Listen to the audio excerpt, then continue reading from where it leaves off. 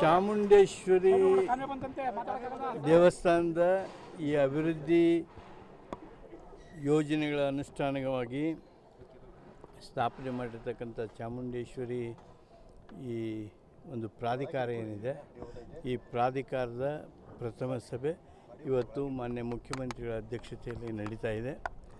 ಏನು ಯೋಜನೆಗಳನ್ನು ಹಾಕ್ಕೋಬೇಕು, ಅಭಿವೃದ್ಧಿಯ ಕೆಲಸಗಳನ್ನು ಹಾಕ್ಕೋಬೇಕು, ಅವುಗಳ ಬಗ್ಗೆ ಚರ್ಚೆ ಮಾಡಿ, ವಿವರವಾಗಿ ಚರ್ಚೆ ಮಾಡಿ ಇವತ್ತು ಒಂದು ಚಾಲನೆಯನ್ನು ಕೊಡ್ತಕ್ಕಂಥ ಕೆಲಸ ಸನ್ಮಾನ್ಯ ಸಿದ್ದರಾಮಯ್ಯನವರು ಮಾಡ್ತಾ ಇದ್ದಾರೆ. ಸರ್, ಮುಖ್ಯಮಂತ್ರಿಗಳ ಬದಲಾವಣೆ ವಿಚಾರ ಸಾಕಷ್ಟು ಚರ್ಚೆ ಇದೆ. ದೇಶಪಾಂಡೆ ಅವರು ನಾನು ಆಕಾಂಕ್ಷಿ ಅಂತ ಹೇಳಿದ್ರು, ನೀವು ಕೂಡ ರೇಸಲ್ಲಿದ್ದೀರಾ ಸರ್? ಅದು ಮುಖ್ಯಮಂತ್ರಿಗಳ ಸ್ಥಾನದ ಬಗ್ಗೆ ಯಾವುದೇ ರೀತಿಯಾಗಿರ್ತಕ್ಕಂಥ ಚರ್ಚೆ ಅತ್ಯಂತ ಅಪ್ರಸ್ತುತ.